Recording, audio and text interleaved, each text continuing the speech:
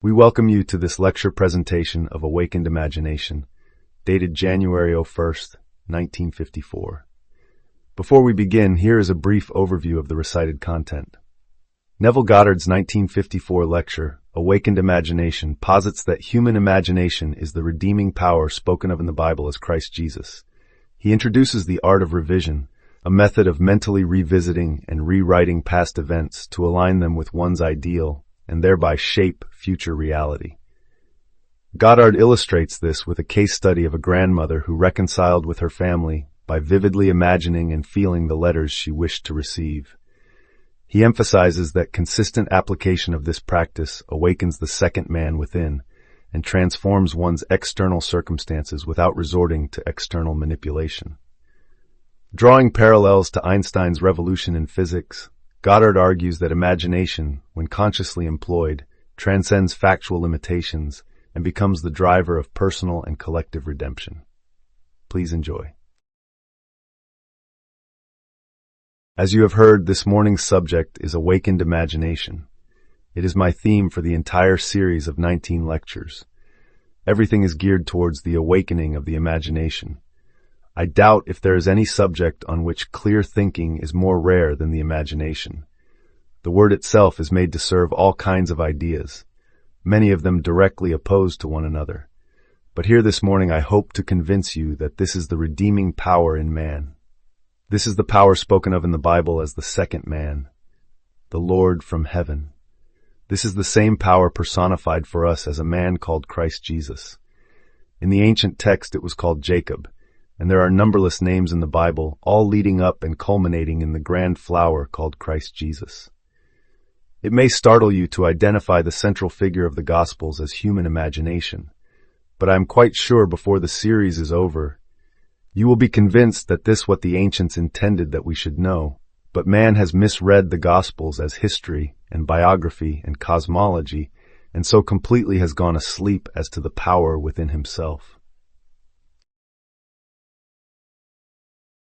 Now this morning, I have brought you the means by which this mighty power in us may be awakened. I call it the art of revision. I take my day and I review it in my mind's eye. I start with the first incident in the morning. I go through the day.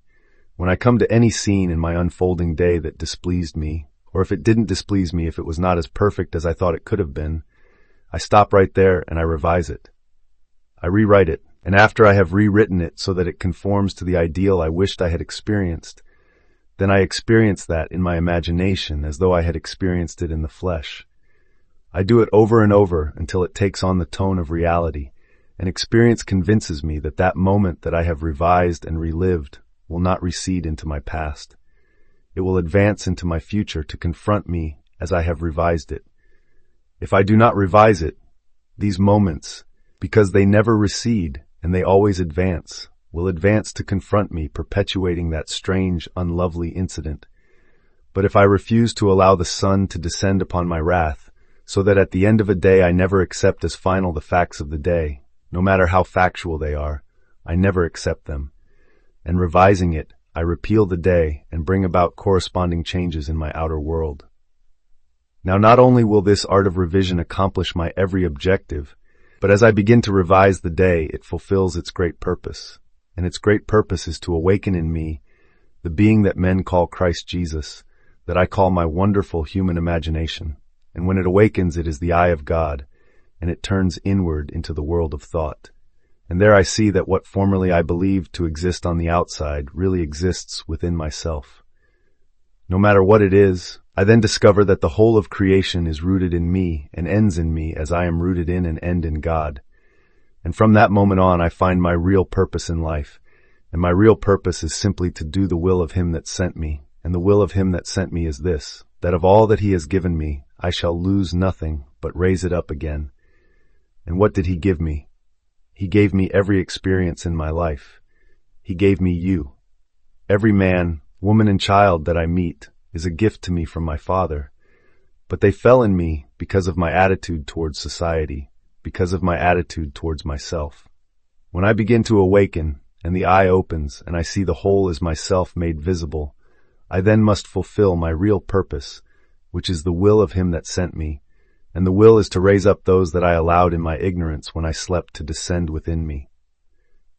Then starts the real art of revision, to be the man, regardless of your impressions of that man, regardless of the facts of the case that are all staring you in the face. It is your duty, when you become awakened, to lift him up within yourself, and you will discover that he was never the cause of your displeasure. When you look at him and you are displeased, look within, and you will find the source of the displeasure. It did not originate there. Now let me give you a case history to illustrate this point. I know a few of you were at the banquet, and maybe a few of you heard me last Thursday on TV. But I doubt in this audience of, say, 23 or 2,400 of us, that more than, say, 150 heard it. And even if you heard it, you can hear it time and time again, for it is this, that if you hear it, will cause you to act upon it, because as I told you, and I think I did last Sunday, but if I didn't, let me tell you now, if you attended the entire 19, and you became saturated with all that I have to tell you, so that you had all the knowledge you think it takes to achieve your objectives, and you did not apply what you received, it would avail you nothing. But a little knowledge which you carry out in action, you will find to be far more profitable than much knowledge which you neglect to carry out in action. So by repeating this case history this morning, though say 100 or 200 of you have heard it, it will help you to remember you must do something about it. This past May in New York City, there sat a lady who had been coming for years, and I made a simple observation that people must become doers of the word and not mere hearers only. For if a man only hears it and never applies what he hears, he will never really prove or disprove what he has heard. And then I told the story of a lady who had only heard me 3 or 4 times, and how she transformed the life of another. And this lady, hearing what one who came only 3 times and this miracle took place in her life, she went home determined that she would really apply what she had heard over the years. And this is what she did. 2 years before, after a violent quarrel, she was ordered out of her son's home by her daughter-in-law. Her son said, "Mother, you need no proof from me that I love you. It's obvious.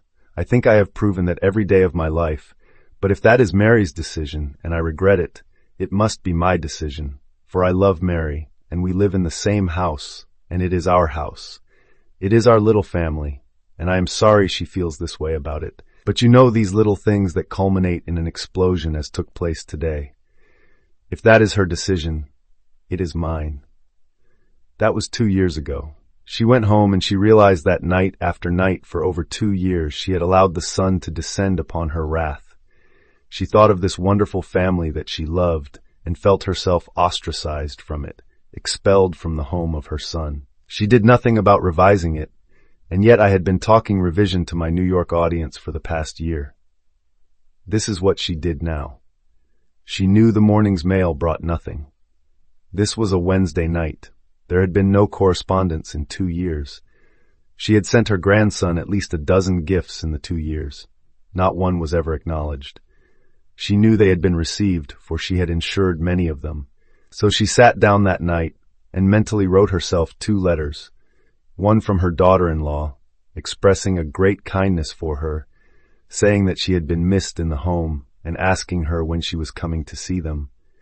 Then she wrote one from her grandson, in which he said, "Grandmother, I love you." Then came a little expression of thanks for the last birthday present, which was in April, and then came a feeling of sadness, rather because he hadn't seen her, and begging her to come and see him soon. These 2 short notes she memorized, and then, as she was about to sleep, she took her imaginary hands and held these letters, and she read them mentally to herself until they woke in her the feeling of joy because she had heard from her family that she was wanted once more. She read these letters over and over, feeling the joy that was hers because she had received them, and fell asleep in her project. For 7 nights this lady read these 2 letters. On the morning of the 8th day she received the letter. On the inside there were 2 letters, one from her grandson and one from her daughter-in-law. These letters were identical with the letters she had mentally written to herself 7 days before. Where was the estrangement? Where was the conflict? Where was the source of the displeasure that was like a running sore over 2 years? When man's eye is opened, he realizes all that he beholds, though it appears without. It is within one's own imagination, of which this world of mortality is but a shadow. She gave me permission to tell that story. When I told it, and we came to the period of questions and answers, there was a strange reaction from that crowd. They wondered what joy life would hold for any of us if we had to write our own letters, if we had to do everything to ourselves that seemingly is done in joy, that seemingly is spontaneous coming from another. But I don't want to write myself a love letter from my wife, or my sweetheart, or my friend. I want that one to feel this way towards me, and to express it unknown to me, that I may receive a surprise in life. Well, I am not denying that sleeping man firmly believes that is the way things happen. When a man awakes, he realizes that everything he encounters is a part of himself, and what he does not now comprehend, he knows, because the eye is opened, that it is related by affinity to some as yet unrealized force in his own being, that he wrote it, but he has forgotten it, that he slapped himself in the face, but he has forgotten it, that within himself he started the entire unfolding drama. And he looks out upon a world, and it seems strange to him, because most of us in our sleep are totally unaware of what we are doing from within ourselves. What that lady did, every man and woman in this audience today can do. It will not take you years to prove it. What I tell you now may startle you. It may seem to be bordering on insanity, for the insane believe in the reality of subjective states, and the sane man only believes in what the senses will allow, what they will dictate. And I'm going to tell you, when you begin to awake, you assert the supremacy of imagination, and you put all things in subjection to it. You never again bow before the dictates of facts and accept life on the basis of the world without.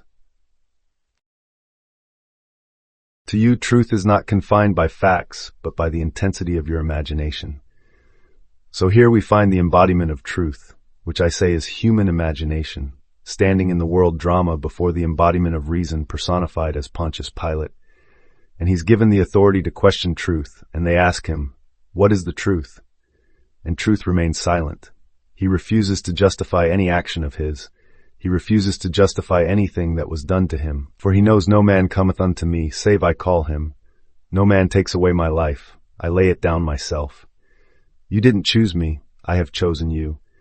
For here is truth, seeing nothing hereafter in pure objectivity, but seeing everything subjectively related to himself, and he the source of all the actions that take place within his world. So truth remains absolutely silent and says nothing when reason questions him concerning the true definition of truth. Because when the eye opens, it knows that what is an idea to sleeping man is a fact to the awakened imagination, an objective fact, not an idea.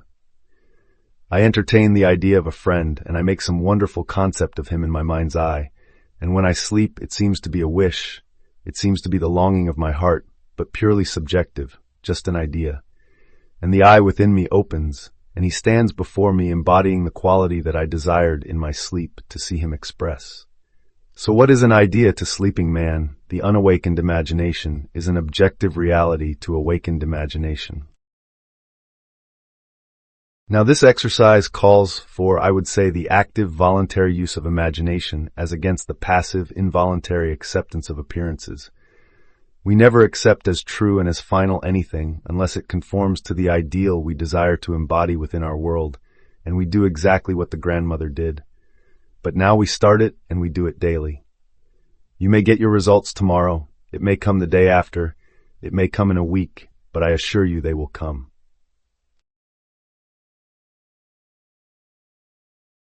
You do not need some strange laboratory like our scientists to prove or disprove this theory.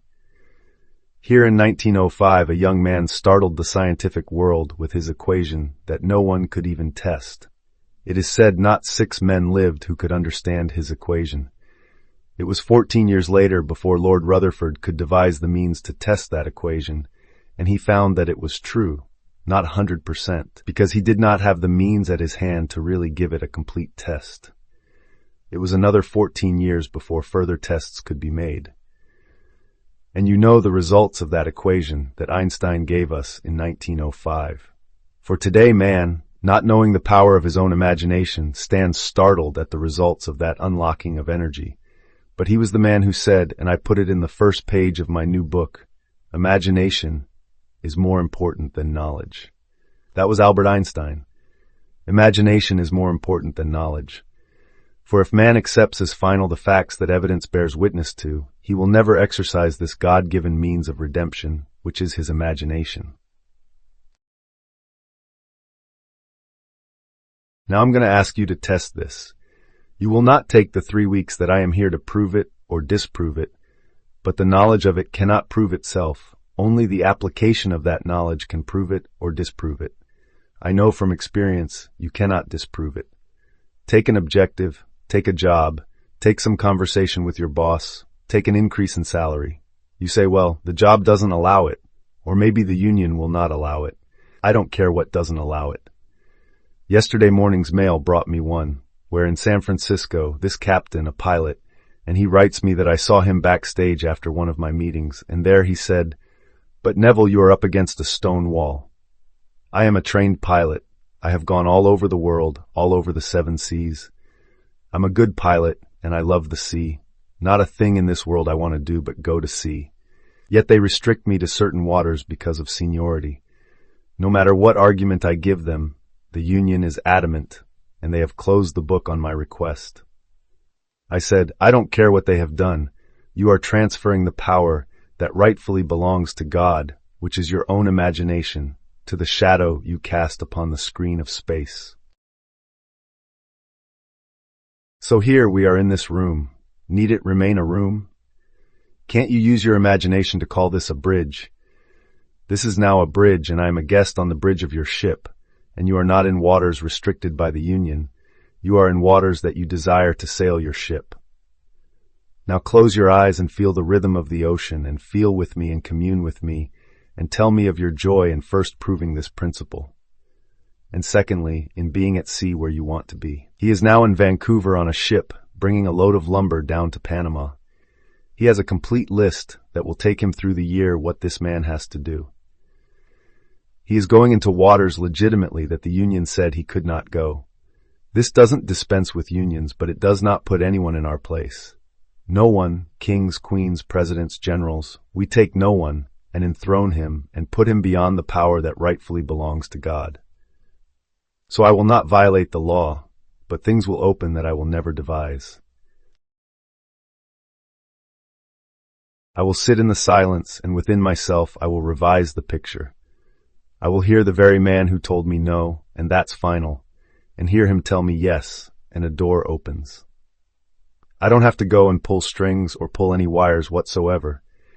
I call upon this wonderful power within myself, which man has forgotten completely because he personified it and called it another man, even though it is a glorious picture of a man. But that is not the man. The real man is not in some other world. When religion speaks, if it's a real religion, it speaks not of another world. It speaks of another man that is latent but unborn in every man that has attunement with another world of meaning.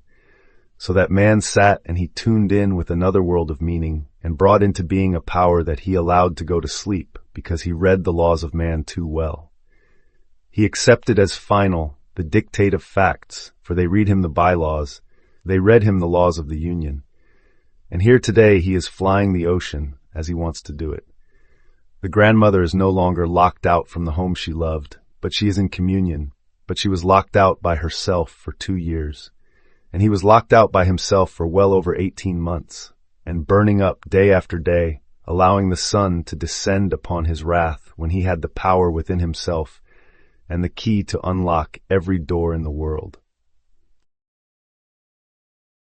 I say to each and every one of you, I wouldn't take from you your outer comfort, your religion, for all these things are like toys for sleeping man. But I come to awaken within you that which when it awakes, it sees an entirely different world. It sees a world that no man when he sleeps could ever see. And then he starts to raise within himself every being that God gave him. And may I tell you, God gave you every man that walks the face of the earth. He also gave it for this purpose, that nothing is to be discarded. Everyone in the world must be redeemed, and your individual life is the process by which this redemption is brought to pass. So we don't discard because the thing is unpleasant, we revise it.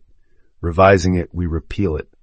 And as we repeal it, it projects itself on the screen of space, bearing witness to the power within us, which is our wonderful human imagination. And I say human advisedly, some would have me say the word divine. The very word itself means nothing to man.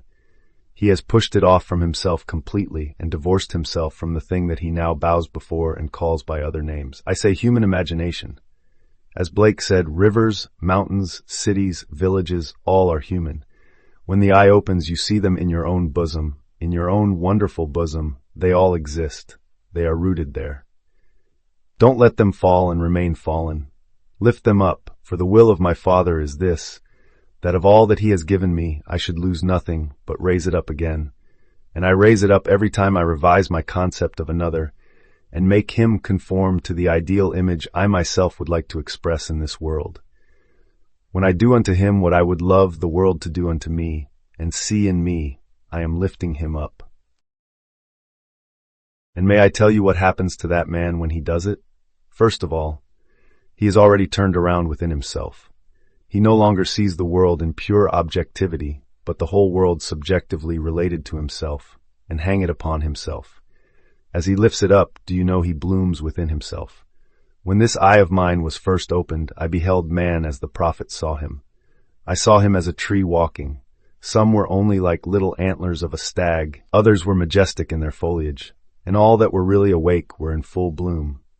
These are the trees in the garden of God. As told us in the old ancient way of revision in the 61st chapter of the book of Isaiah, go and give beauty for ashes, go and give joy for mourning, give the spirit of praise for the spirit of heaviness, that they may become trees of righteousness, plantings to the glory of God. That is what every man must do. That's revision. I see ash when the business is gone. You can't redeem it. You can't lift it up. Conditions are bad and the thing has turned to ash. Put beauty in its place.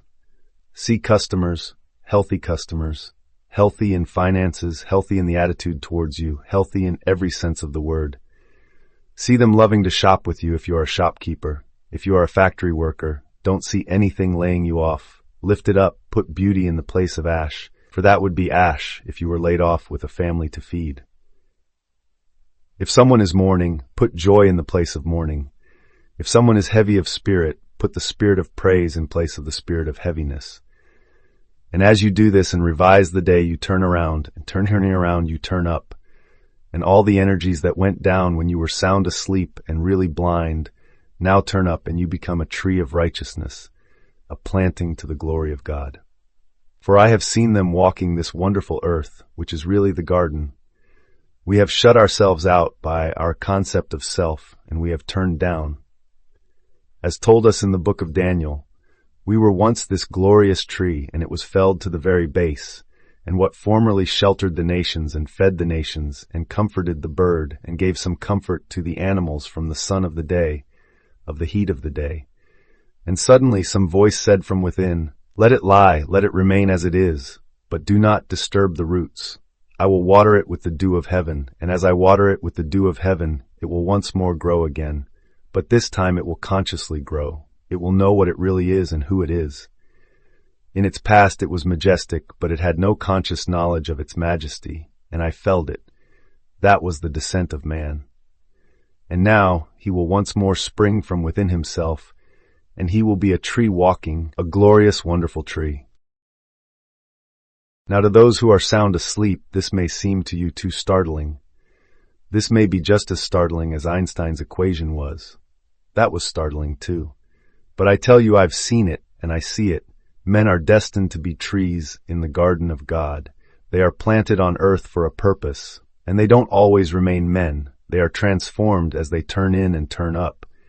This is the true meaning of the transfiguration. There is a complete metamorphosis taking place like the grub into the butterfly. You don't remain what you appear to be when man is asleep, and there is no more glorious picture in the world than to see this living, animated human being. For every branch within him is represented by an extension of himself called another, And when he lifts the other up, that branch not only comes into leafage, but it blossoms, and the living human blossoms that blossom upon the tree of man who awakens. So that's my message for you this year. I'll give it to you to stir into being that which sleeps in you. For the Son of God sleeps in man, and the only purpose of being is to awaken him. So it is not to awaken this, nice as it appears to be, but this man of sense is only a casing. It is called the first man, but the first shall be last, and the last shall be first. So that which comes into being second, like Jacob coming second from his mother's womb, he takes precedence over his brother Esau, who came first. Esau was the one like this. He was made of skin and hair, and Jacob was made a smooth-skinned lad. But that one that comes second suddenly becomes the Lord of all the nations, and that one sleeps in every man born of woman, and it is the duty of a teacher or a true religion to awaken that man, not to talk of another world, not to make promises to be fulfilled beyond the grave, but to tell him as he awakens, now he is in heaven, and the kingdom is come now, this day, on earth. For as he awakens, he revises his day, and he repeals his day, and projects a more beautiful picture onto the screen of space.